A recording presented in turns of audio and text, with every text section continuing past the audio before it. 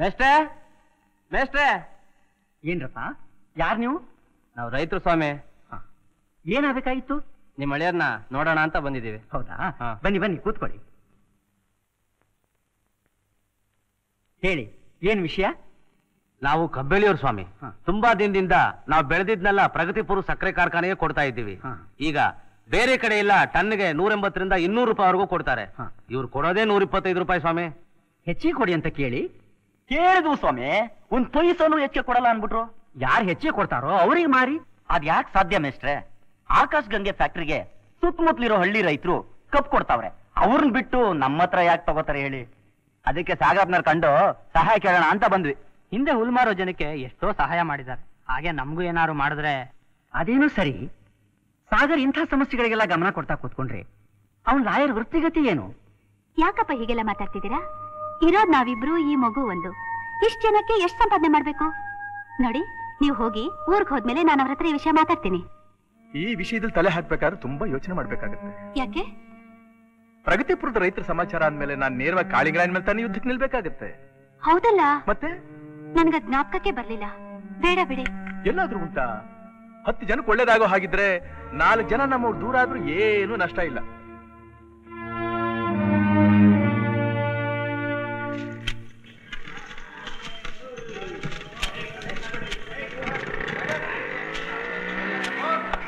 ಸ್ವಾಮಿ ಸ್ವಾಮಿ, ತಮ್ಮ ಅಳಿಯಂದ್ರು ಬಂದಿದ್ದಾರೆ. ನನ್ನ ಅಳಿಯ ನನ್ ನೋಡಕ್ ಬಂದ್ರೆ ಹೊರಗಡೆ ನಿಂತಿರ್ಬೇಕಾ? ಕರಿಯಯ್ಯ ಒಳಗೆ. ನನಗೆ ಗೊತ್ತು ನೀವ್ ಹಿಂಗ್ ಹೇಳ್ತೀರಾ ಅಂತ. ತಮ್ಮ ಅಳಿಯಂದ್ರು ಅಂದ್ರೆ ಪವನ್ ಕುಮಾರ್ ಸಾಹೇಬ್ರಲ್ಲ, ಸಾಗರು. ಅವ್ನ್ ಯಾಕೆ ಬಂದ ಇಲ್ಗೆ? ನನಗೆ ಗೊತ್ತಿಲ್ಲ. ಅರ್ಜೆಂಟ್ ಕೆಲಸ ಇದೆ, 1 ಗಂಟೆ ಕೂತಿರು ಅಂತ ಹೇಳು. ಇಲ್ಲಿ ಬಾ, ಇಲ್ಲಿ ಈ ಕುರ್ಚಿ ಎಲ್ಲ ತೆಗೆದು ಒಳಗಡೆ ಹಾಕು.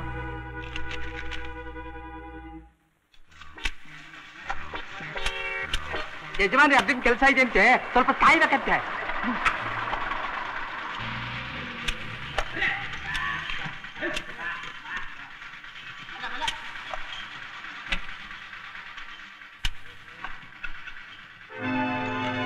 ಏನ್ ಸಲ್ಲ, ಹೇಗಿದ್ದೀಯಾ?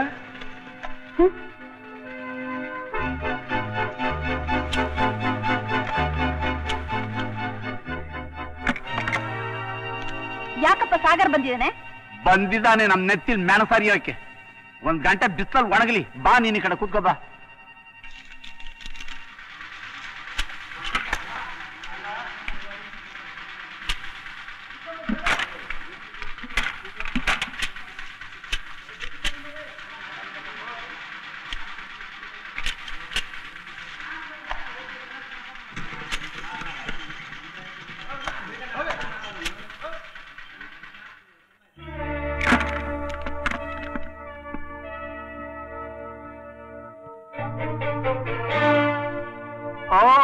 ಬರಬೇಕು ಬರಬೇಕು, ಯುವಶಕ್ತಿಯ ಪ್ರತೀಕ, ಧೀವಂತ ಪ್ರಜಾನಾಯಕ. ತಮ್ಮ ಪಾದ ಸ್ಪರ್ಶದಿಂದ ನಮ್ಮ ಈ ಫ್ಯಾಕ್ಟರಿ ಪರಮ ಪಾವನವಾಯಿತು. ಯಾವ್ದೋ ನಾಟಕದಲ್ಲಿ ಕೇಳಿದಾಗಿದೆ ಈ ಮಾತು. ಮಿಸ್ಟರ್ ಕಾಳಿಗ್ರಾವ್, ನೀವ್ ಆಡ್ತಾ ಇರೋ ಮಾತಿನ ಅನುಭವ ನಿಮಗಾಗಿದ್ದಿದ್ರೆ 1 ಗಂಟೆ ಕಾಲ ನನ್ನನ್ನು ಹೊರಗಡೆ ನಿಲ್ಲಿಸ್ತಾ ಇರ್ಲಿಲ್ಲ ನೀವು. ಒಳಗ್ ಬರೋರು ಪರ್ಮಿಷನ್ ತಗೊಂಡ್ ಬರ್ಬೇಕು. ಎಮ್ಮೆ ಹಾಗೆ ನುಗ್ಗೋದು ಅನಾಗರಿಕತನ. ಬಂದವ್ರನ್ನ ಕೂತ್ಕೊಳ್ಳಿ ಅಂತ ಕೂಡ ಹೇಳಿದೆ. ಕತ್ತೆ ಹಾಗರ್ಚೋದು ಅನಾಗರಿಕ ಲಕ್ಷಣ. ನಾವು ವಿಶ್ವಾಸಿಗಳು ಬಂದ್ರೇನೆ ಗೌರವ ಕೊಡೋದು. ನಾವು ಯೋಗ್ಯರ ಹತ್ರ ಮಾತ್ರ ವಿಶ್ವಾಸಿಗಳಾಗಿರೋದು. ಅರೆ, ಅವನ ಹತ್ರ ಏನಮ್ಮ ಮಾತು? Dirty fellow. ಏಪ್ಪಾ, ನಮ್ಮ ಹಾಲಿನ ಡೈರಿ ಮುಚ್ಚಿಸ್ಬಿಟ್ಟೆ. ನಿನ್ಗೆ ಹಾಲು ಕುಡ್ದಂಗಾಯ್ತಾ?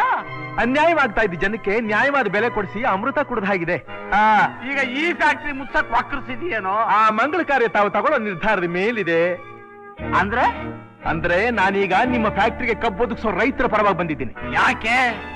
ಯಾಕೆಂದ್ರೆ ಬೇರೆ ಕಡೆ ಟನ್ನಿಗೆ 180-200 ರೂಪಾಯಿ ಕೊಡ್ತಾರೆ. ಆದ್ರೆ ನೀವು ಕೊಡ್ತಾ ಇರೋದು ಬರೀ 125 ರೂಪಾಯಿ. ಅದಕ್ಕೋಸ್ಕರ ನೀವು ಟನ್ಗೆ 180 ರೂಪಾಯಿ ಕೊಡಿ ಅಂತ ಕೇಳೋದಕ್ಕೆ ಬಂದಿದ್ದೀನಿ. ಚಂಡಾಲ, ನಮ್ ಪಾಡಿಗೆ ನಾವಿದ್ರು ಕಾಲ್ ಕೇರ್ಕೊಂಡು ಜಗಳಕ್ ಬರ್ತೀಯಾ? ಅಮ್ಮ ತಾಯೇ, ನಾನ್ ನಿನ್ನ ಹತ್ರ ಜಗಳ ಕಾಯೋದಕ್ಕೆ ಬಂದಿಲ್ಲ. ನಾನು ಬಂದಿರೋ ಉದ್ದೇಶ ಇಷ್ಟೇ, ಬೇರೆಯವರು ಬದುಕೋದಕ್ಕೆ ಅವಕಾಶ ಕೊಟ್ಟು ನೀವು ಬದುಕಿ. ಬಡವರು ಸಮಾಧಿ ಮೇಲೆ ಸೌಧ ಕಟ್ಟಬೇಡಿ, ಅದು ನಿಲ್ಲೋದಿಲ್ಲ. ನೀನ್ ಯಾವನು ನನ್ಗೆ ಉಪದೇಶ ಮಾಡೋಕೆ? ನಿಮ್ಮ ತಂಗಿ ಸೌತಿ ಮಗ. ನನ್ನ ಭಾಗಕ್ಕೆ ಅವನು ಯಾವತ್ತೋ ಸತ್ತೋದ. ಈಗ ನಿಮ್ ಕಡೆ ನಿರ್ಧಾರ ಏನು? ಒಂದು ಬಿಡಿಗಾಸು ಜಾಸ್ತಿ ಕೊಡಲ್ಲ. ಹಾಗಾದ್ರೆ ರೈತರು ಕಬ್ಬನ್ನ ಬೇರೆ ಕಡೆ ಸಾಗಿಸ್ಬೇಕಾಗತ್ತೆ. ಬೆಲ್ಲ ಮಾಡೋಕ? ಬೆಲ್ಲದ ಬೆಲೆ ಏನು ಅಂತ ಗೊತ್ತಾ ನಿನಗೆ? ಆ ಮಂಕುಂಡೆವು ನಿನ್ ಮಾತು ಕಟ್ಕೊಂಡ್ರೆ ಬಾಯಿ ಮಣ್ಣು ಹಾಕೊಳ್ತವೆ. ಅವ್ರು ಮಣ್ಣು ಹಾಕತ್ತಾರೋ ನೀವೇ ಹಾಕೋತಿರೋ ಅದನ್ನ ಕಾಲ ನಿರ್ಧಾರ ಮಾಡ್ತಾ ಬರ್ತೀನಿ. ಮೆತ್ತಗೆ ಮೆತ್ತಗೆ ಮಾತಾಡಿ ಪೈಲ್ಸ್ ಬರ್ತಾ ಪೈಲ್ಸ್. ಅಪ್ಪ ಅವನು ಮಾತಾಡೋದ್ ನೋಡಿದ್ರೆ ಮೈಯೆಲ್ಲ ಉರ್ದು ಹೋಗುತ್ತೆ. ಚೂರಿ ತಗೊಂಡು ಇರ್ದು ಬಿಡ್ಲಾ ಅನ್ಸುತ್ತೆ. ಆ ಕೆಲಸ ನಾನ್ ಮಾಡ್ತೀನಿ, ನೀನ್ ಸುಮ್ಮನಿರು. ಪ್ರಗತಿಪುರದ ರೈತರ ಕಪ್ ತಗೊಳ್ಳೋದ್ರಲ್ಲಿ ನಂದೇನು ಅಭ್ಯಂತರವಿಲ್ಲ. ಆದ್ರೂ ನಮ್ ರೈತರನ್ನ ಒಂದ್ ಮಾತು ಕೇಳ್ಬೇಕಲ್ಲ. ಧಾರಾಳವಾಗಿ ಅವರು ರೈತರು, ಇವರು ರೈತರು. ಅವ್ರ ಬಂಧುಗಳಿಗೆ ಸಹಾಯವಾಗುತ್ತೆ ಅಂದ್ರೆ ಖಂಡಿತ ಇವ್ರು ಬೇಡ ಅನ್ನೋದಿಲ್ಲ ಅಂತ ನನಗನ್ಸುತ್ತೆ. ಸಾಗರ್ ಅವ್ರೆ, ನಿಮ್ ಮಾತು ಅಂದ್ರೆ ರೈತರಿಗೆ ಬಹಳ ಗೌರವ. ನಮ್ ರೈತರನ್ನೆಲ್ಲ ಕರೆಸ್ತೀನಿ, ತಾವೇ ಒಂದ್ ಮಾತು ಹೇಳಿ. ಹಾಗೆ ಮಾಡಿ, ಕರೆಸಿ. ಹಲೋ, ನಾನು ಮಾವ ಪವನ್ ಕುಮಾರ್. ಈ ಸಲ ಸಾಗರ ಗೆದ್ದುಬಿಟ್ಟ. ಇನ್ನ ಫ್ಯಾಕ್ಟ್ರಿ ಮುಚ್ಚಬೇಕಾದ್ದೆ. ಅಲ್ಲಪ್ಪ, ಅವ್ರು ಕೇಳಿದ ಬೆಲೆನೆ ನಾವು ಕೊಡ್ತೀವಿ ಅಂತ ಹೇಳ್ಬೇಕಾಗಿತ್ತು. ವಾಸುದೇವ್ರನ್ ಬಿಟ್ಟು ಆ ಮಾತನ್ನು ಹೇಳಿಸ್ತೆ. ರೈತರೆಲ್ಲ ಹಾಸ್ಯ ಮಾಡಿ ನಕ್ಬಿಟ್ರು. ಅಪ್ಪ ಏನಾಯ್ತಪ್ಪ, ಏನಾಯ್ತು? ಮುಳುಗುವಮ್ಮ, ಆ ಸಾಗರ್ ನಮ್ಮನ್ನ ಪೂರ್ತಿ ಮುಳುಗಿಸ್ಬಿಟ್ಟಮ್ಮ. ಮುಳುಗಿಸ್ಬಿಟ್ಟ. ಏನ್ರಿ ನೀವೆಲ್ಲ ಕೆಲಸ ಮಾಡ್ತಾ ಇರೋದು? ಕತ್ತೆಕಾಯಿಗೆ ಬರ್ತೀರಂದ್ರೆ ಆಫೀಸ್ಗೆ. ವರ್ಷಾನ್ಗಟ್ಲೆಯಿಂದ ಕಂದಾಯ ಹೀಗೆ ಬಾಕಿ ಉಳಿದ್ರೆ ಸರ್ಕಾರ ನಡೆಯೋದಾದ್ರೂ ಹೇಗ್ರಿ? ಸರ್, ಈಗ ಪರಿಸ್ಥಿತಿ ಏನಾಗಿದೆ ಅಂದ್ರೆ ಶಟ್ ಹೀಗ್ ಕುಂಟ್ನಪ್ಗಳನ್ನ ಹೇಳಿದ್ರೆ ನೀರು ನೆರಳಿದಿರೋ ಜಾಗಕ್ಕೆ ಒಬ್ಬೊಬ್ಬರನ್ನು ಟ್ರಾನ್ಸ್ಫರ್ ಮಾಡ್ಬಿಡ್ತೀನಿ. ಇನ್ನು 3 ತಿಂಗಳಲ್ಲಿ ಬಾಕಿ ಉಳಿದಿರೋ ಕಂದಾಯ ಪೂರ್ತಿ ವಸೂಲಿ ಆಗ್ಬೇಕು. ಅವ್ರನ್ನ ಹೆದರಿಸ್ತಿರೋ ಬೆದರಿಸ್ತಿರೋ ಆಸ್ತಿ ಮುಟ್ಕೊಲ್ ಹಾಕೋತಿರೋ ನಂಗೆ ಗೊತ್ತಿಲ್ಲ. ಈ ಬಾಕಿ ಪಟ್ಟಿ ಹೀಗೆ ಉಳಿದಿದ್ರೆ ನಾನು ಮಾತ್ರ ಸುಮ್ಮನೆ ಇರಲ್ಲ.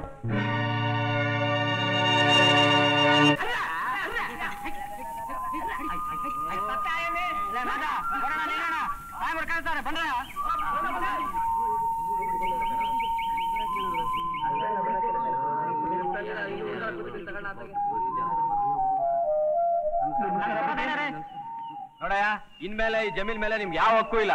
ಇವತ್ತಿಂದ ಇದು ಸರ್ಕಾರದ ಆಸ್ತಿ. ಯಾಕೆ ಸ್ವಾಮಿ? 5 ವರ್ಷದಿಂದ ನೀನು ಜಮೀನಿಗೆ ಕಂದಾಯ ಕಟ್ಟಲಿಲ್ಲ. ಬಡವ್ರ ಹೊಟ್ಟೆನ ಹೊಡಿಬೇಡಿ ಸ್ವಾಮಿ. ಬಡವ್ರು ಯಾಕೆ ಈ ಜಮೀನು?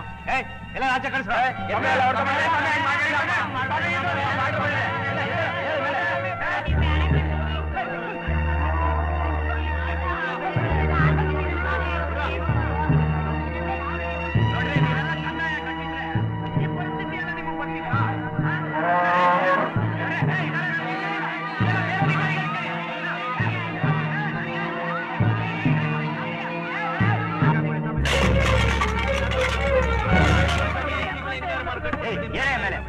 ಕಂದಾಯ ಕಟ್ಟೋ ಇರೋರು ಮನೆ ಯಾಕಯ್ಯ?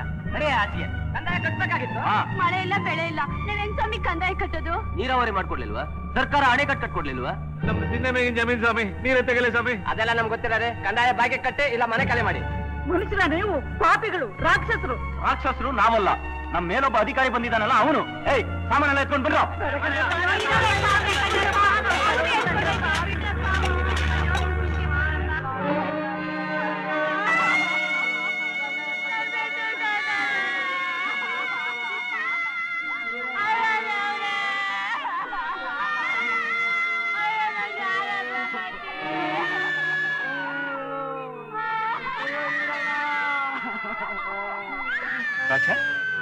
ಯಾರಿದು? ಯಾಕೆ, ಏನಾಯ್ತು?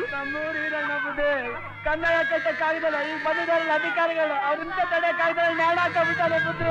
ಅಂದ್ರೆ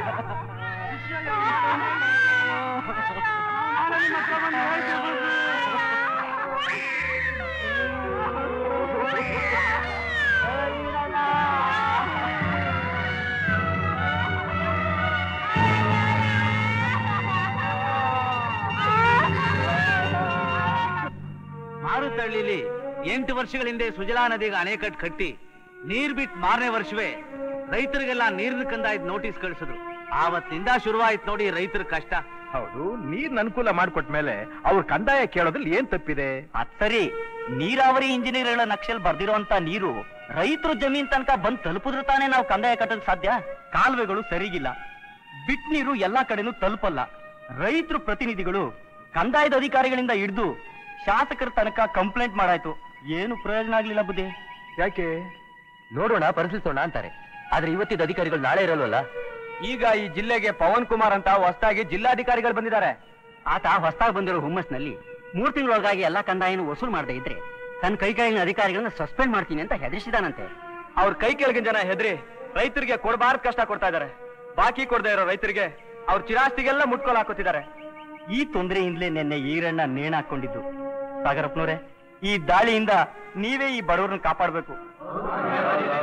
ಆಯ್ತು ಆಯ್ತು, ನಾನು ಇವತ್ತೇ ಅವರನ್ನ ಕಂಡು ಈ ವಿಷಯನ ಮಾತಾಡ್ತೀನಿ.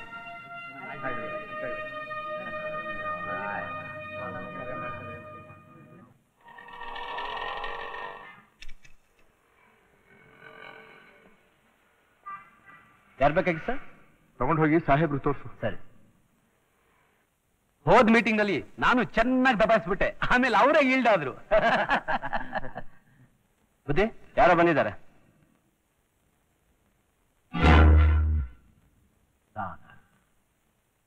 ಸಾಹೇಬ್ರು ಮೀಟಿಂಗ್ ನಲ್ಲಿ ಇದ್ದಾರೆ, ಈಗ ನಾನು ನೋಡಕ್ಕಾಗಲ್ಲ ಅಂತ ಹೇಳಿ ಕಳ್ಸು. ಆಯ್ತು ಬುದ್ಧಿ. ಯಾರು ಸರ್ ಅವರು ಬಂದಿರೋರು? ಯಾವನ ತರ್ಲೆ. ಸಾಹೇಬ್ರು ಮೀಟಿಂಗ್ ಅಲ್ಲಿ ಇದ್ದಾರೆ, ಈಗ ನಿಮ್ಮ ನೋಡಕ್ಕಾಗಲ್ವಂತೆ. ಹೌದಾ? ಹೌದು. ಬೇಡಿ ಸರ್, ಬೇಡಿ ಸರ್. ಅಲ್ಲಿ ಇಟ್ಟರು ಪರವಾಗಿಲ್ಲ. ಯಾರಿದ್ದಾರೆ ಒಳಗಡೆ? ಸ್ನೇಹಿತರ ಜೊತೆ ಮಾತಾಡ್ತಾ ಇದ್ದಾರೆ ಸರ್. ಮೀಟಿಂಗ್ ನಲ್ಲಿ ಇದ್ದಾರೆ ಅಂದೆ. ಹಾಗಂತ ಹೇಳು ಅಂತ ಹೇಳಿದ್ರು. ಸಾಹೇಬ್ರು ಹೇಳಿದ್ರಾ? ಇರ್ಲಿ ಇರ್ಲಿ.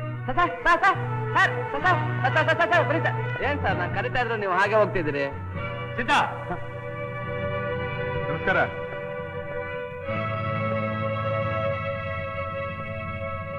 ನನ್ನ ಹೆಸರು ಸಾಗರ್ ಅಂತ.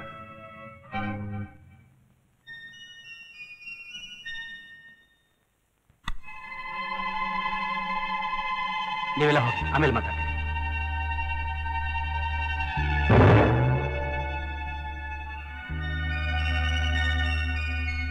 ಪರವಾಗಿಲ್ಲ, ಕೈನಲ್ಲಿ ಒಳ್ಳೆ ಶಕ್ತಿ ಇದೆ.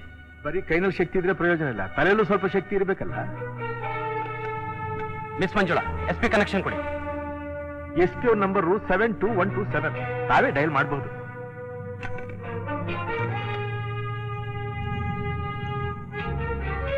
SP ಅವರ, ನಾನು ಪವನ್ ಕುಮಾರ್ ಮಾತಾಡ್ತಾ ಇದ್ದೀನಿ. ತಕ್ಷಣ ಆಫೀಸ್ ಕೊಟ್ಟು ಬನ್ನಿ. SP ಅವ್ರು ನಿಮ್ ಸ್ನೇಹಿತರ? ಏನು ಟೀಗೆ ಇನ್ವೈಟ್ ಮಾಡ್ತಾ ಇದ್ದೀರಾ? ಇಲ್ಲ, ನಿಮ್ಮನ್ನ ಅರೆಸ್ಟ್ ಮಾಡಿಸೋದಿಕ್ಕೆ. ಯಾಕೆ? ಅಕ್ರಮವಾಗಿ ನನ್ನ ಆಫೀಸ್ನ ಪ್ರವೇಶ ಮಾಡಿದಕ್ಕೆ. ಮಿಸ್ಟರ್ ಪವನ್ ಕುಮಾರ್, ನಾನೊಬ್ಬ ಲಾಯರ್ ಅಂತ ಗೊತ್ತಿದೆ ತಾನೆ? ನಾನು ನನ್ನ ಸ್ವಂತ ಕೆಲಸಕ್ಕೆ ಬಂದಿಲ್ಲ, ರೈತರ ಪ್ರತಿನಿಧಿಯಾಗಿ ಬಂದಿದ್ದೇನೆ. ಲಾಯರ್ ಆದ್ಮೇಲೆ ಕೋರ್ಟ್ಗೆ ಹೋಗದೆ ಇಲ್ಲಿಗೆ ಯಾಕ್ರಿ ಬಂದ್ರಿ? ಈ ಕೆಲಸ ನಿಮ್ಗೆ ಯಾಕ್ರಿ ಬೇಕು? ಈ ಕೆಲಸನೇ ಮಾಡ್ಬೇಕು ಅನ್ನೋ ಕಾಯ್ದೆ ನಿಮಗೆ, ನಿಮ್ಮಂಥ ಸರ್ಕಾರಿ ಅಧಿಕಾರಿಗಳಿಗೆ. ನಾನು ಸ್ವತಂತ್ರ ಪ್ರಜೆ, ಯಾವಾಗ ಯಾವ ಕೆಲಸ ಬೇಕಾದ್ರೂ ಮಾಡಬಹುದು.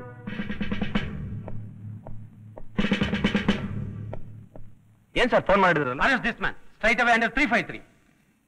ಹಾಗಾದ್ರೆ ನೀವು ರೈತರ ಸಮಸ್ಯೆಗಳನ್ನ ಚರ್ಚೆ ಮಾಡೋದಿಲ್ವೇನು? ನಾವು ಚರ್ಚೆ ಮಾಡಿ ಆಕ್ಷನ್ ತಗೊಂಡಿರೋದು. ಏನೇ ಆದ್ರೂ ಸರ್ಕಾರಕ್ಕೆ ಬರಬೇಕಾಗಿರೋ ಕಂದಾಯ ವಸೂಲಿ ಮಾಡದೆ ಬಿಡೋದಿಲ್ಲ. ಹೇಳ್ಕೊಂಡೋಗಿ. ಅದಷ್ಟು ಸುಲಭ ಅಲ್ಲ ಮಿಸ್ಟರ್ ಪವನ್ ಕುಮಾರ್. SP ಅವರೇ, ನಾನು ಮನೇಲಿ ಇರ್ತೀನಿ. ನೀವು ಇವ್ರ ಹತ್ರ ಕಂಪ್ಲೇಂಟ್ ಬರ್ಸ್ಕೊಂಡ್ಬಂದು ಕೇಸ್ ಫೈಲ್ ಮಾಡಿ, ಆಮೇಲೆ ನನ್ನ ಅರೆಸ್ಟ್ ಮಾಡಿ. ಆಯ್ತು ಸರ್. ಜಿಲ್ಲಾಧಿಕಾರಿಗಳು ಒಬ್ಬ ಸಾಮಾನ್ಯ PSI ಮಾಡಬೇಕಾದ ಕೆಲಸಕ್ಕೆ ನಿಮ್ಮನ್ನು ಉಪಯೋಗಿಸ್ಕೊಂಡ್ರಲ್ಲ ಅಂತ ನೋವಾಗ್ತಾ ಇದೆ.